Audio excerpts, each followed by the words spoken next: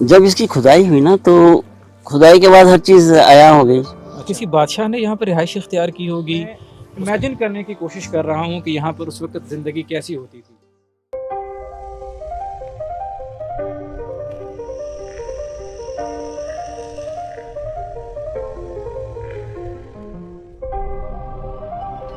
अच्छा, मैं अभी बता दूं कि नाज़रीन को जो आपने भी बात की उसको ज़रा और हम उसको खंगालते हैं। आपने जो बात की कि टॉम और फिर छतरियाँ, ये क्या चीज़ थी? हाँ, ये कल्चर है। ये एक जो आप स्टूपा एक है जो बुद्धिस्ट इसके अंदर मज़हब के अंदर एक तरीक़ाकार है इबादत का कि जो डोम होता है और उसके ऊपर एक हर्मिका होता है, उसके बाद छतरियाँ होती हैं और साथ ही फिर मोनास्ट्री भी होती है। यानी एक कल्चर है इसका। तो जब भी हम कहीं आप देखेंगे कोई स्टूपा, तो स्टूपा का मतलब ये होता है कि आप किसी के रेलिक्स, कोई बड़ा बख्शू है या इबादत गुजार है, जब वो मर जाता है तो उसके रेलिक्स या उसकी बिलोंगिंग्स और उसकी राख उस स्टूपा के अंदर रखी जाती है। लेकिन उसके अंदर एक हर्मिका एक चीज़ होती है, मतलब हर्मिका एक कास्केट कहलाती है। ठीक है।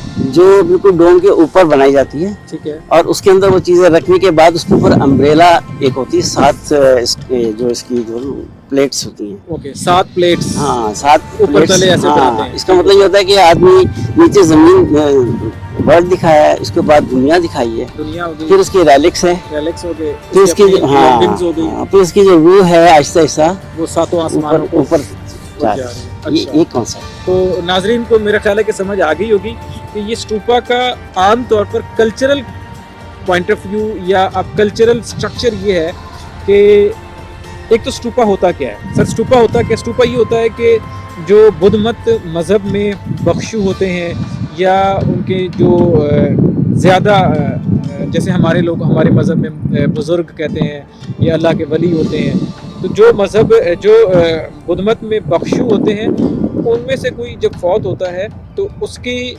बाक़ियात को, उसकी राख को उस स्टूपा यानी उस एक मकाम पे रखा जाता है जिसे स्टूपा कहते हैं। और उस पर फिर जो अभी सर ने बताया कि वो एक दुनिया का कॉन्सेप्ट, फिर उसमें उसकी मोनेस्ट्री यानी जहाँ पर उसमें बाक़ियात उसकी जो बिलोंगिंग्स हैं वो रखी जाती हैं, फिर उसके ऊपर 7 आसमान की एक मुशाबियत दी जाती है कि यानी उसका मतलब ये होता है कि अब ये जो बाक़ियात रखी है या ये जो बुज़ुर्ग फौत हुए हैं इनकी रूह जो सरायत कर रही है वो इसी तरह से आसमानों की तरफ जा रही है। Am I right, sir? बिल्कुल बिल्कुल सही कहा आपने। अच्छा जी, अब ये हम जो गुजर रहे हैं इसे हम इसका मेन बुलेवार्ड कह सकते हैं, क्योंकि इसकी चौड़ाई भी उस वक्त के लिहाज से बहुत अच्छी चौड़ाई थी। यहाँ पर मेरा ख्याल है कि घोड़े या पैदल चलने वालों के लिए अच्छी थी। अच्छा, उसके बाद जो मैं यहाँ पर देख रहा हूँ जैसे ये है कि अब ये गलियाँ हैं, जिस तरह हमारे आज के दौर में भी किसी सोसाइटी में चले जाएं या सोसाइटी ना भी हो, कोई भी हाउसिंग जहाँ पर भी घर बने होते हैं तो गलियाँ होती हैं। अब यहाँ पर देखें ये एक अच्छी मुनासिब चौड़ाई की गली है जहाँ से गुजर कर लोग यकीनन अपने घरों में जाते होंगे। वो फ्रंट था, ये गलियाँ आ गई। उसके बाद जो मुझे दूसरी चीज़ नज़र आ रही है, चलिए सर उस तरफ चलते हैं, वहाँ पर भी मुझे कुछ नज़र आ रहा है, वो देखें क्या जी। अच्छा सर, ये अभी जो हम देख रहे हैं ये मुझे गोल मंदिर नज़र आ रहा है। ये भी, इसको भी हम जाके अभी देखते हैं, जिसको एस्पेडल टेम्पल कहते हैं। मुझे ये बताएं कि अब ये जो गोल मंदिर है ये इसका कैसे पता चला कि यहाँ पर मंदिर है, क्योंकि अभी आसार तो नहीं थे यहाँ पे, तो आप कैसे जज करते हैं कि यहाँ पर मंदिर है? जब इसकी खुदाई हुई ना तो खुदाई के बाद हर चीज़ आया हो गई। अच्छा। और चूँकि ये एक बड़ा एक्स्ट्रा ऑर्डिनरी इसका एक रकबा था, काफ़ी बड़ा रकबा इसका, और इसके अंदर छोटे छोटे वो भी हैं, सेक्रेट चीज़ें भी रखी हैं। लेकिन जब हम 2-3 स्टेप चढ़ के ऊपर जाते हैं तो हमें एक तालाब नज़र आता है।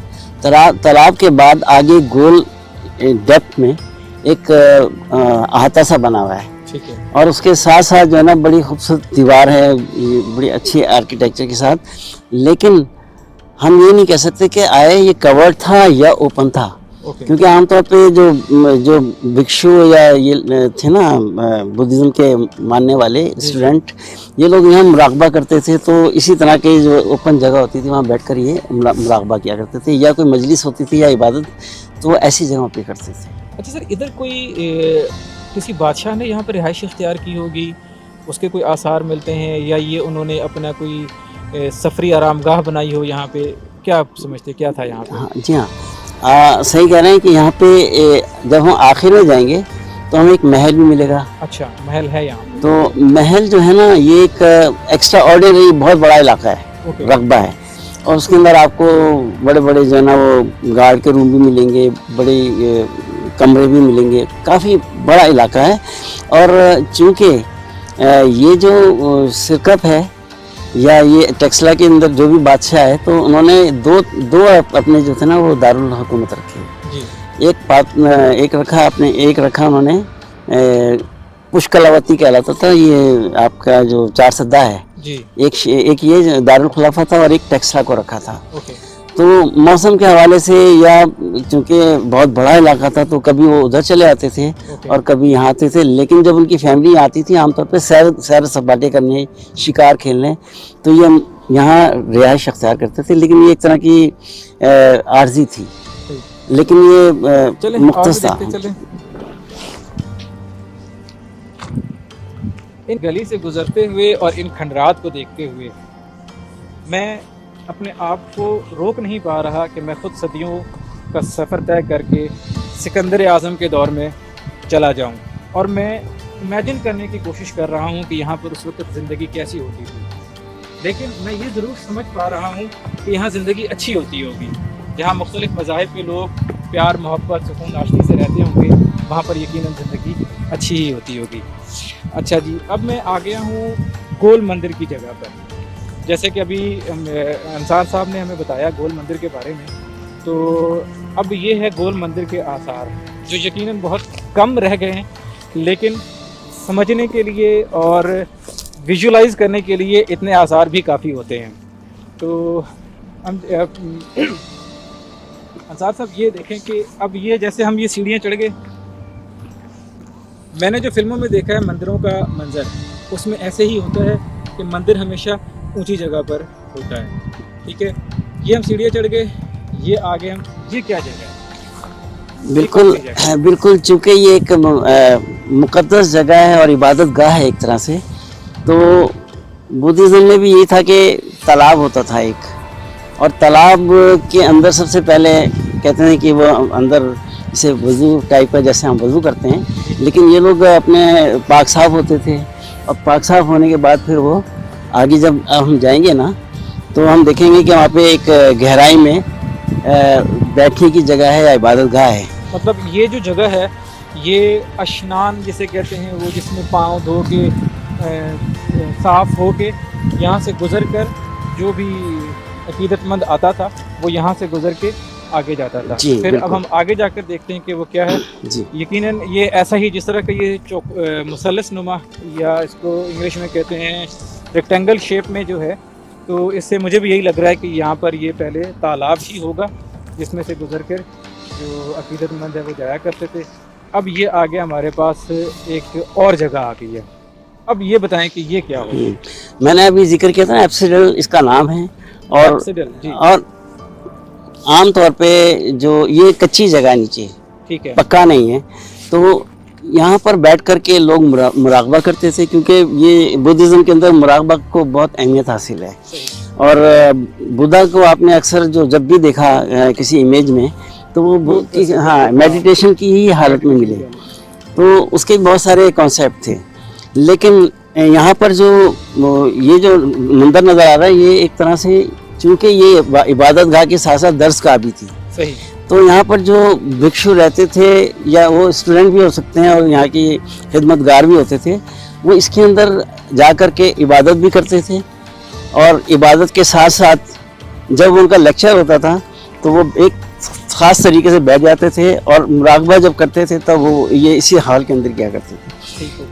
तो अभी हम ये नहीं कह सकते कि आए ये बिल्कुल कवर्ड था, ठीक है, या ये ओपन था। आमतौर पे ओपन भी होते हैं, लेकिन ये मुझे ऐसा शक होता है कि ये शायद एक गुंबद की शक्ल में एक कवर्ड हो। जैसे देखें ये, अगर इसको देखें, ये मेरा ख्याल है कि ये वो कर्व बना रहा है, तो इससे ये अंदाज़ा लगाया जा सकता है कि ये इस तरह से कर्व होकर ये गुंबद बन जाए। बहुत मुमकिन है, जिससे आप कह रहे हैं ना कि मुझे भी महसूस हो रहा है कि ये कर्विंग में है, ठीक है, तो बहुत बहुत मुमकिन है कि ये जो है ना ये गोल शेप में एक जिस तरह गुंबद होते हैं गुंबद हमारे आज है भी जी, देखते हैं। और वहाँ से अंदर दाखिल होकर के अंदर बिल्कुल कहते हैं पुरसुकून होकर के और प्राइवेसी उनको मिल जाती थी इसमें से। अच्छा, इसके पीछे भी मैं देख रहा हूँ कि ये घर है ना, जी जी। ये भी पूरे रिहाइश भी थी, साथ वो बाउंड्री वॉल नजर आ रही है मुझे, वो बाउंड्री वॉल होगी सर?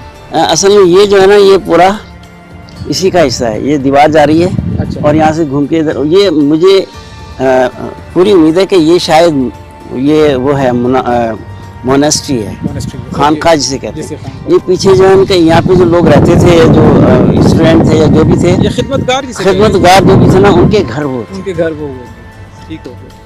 चलिए अब इसके बाद हम कौन सी जगह देखेंगे? मेरा ख्याल है कि वो देखते हैं सन डायल।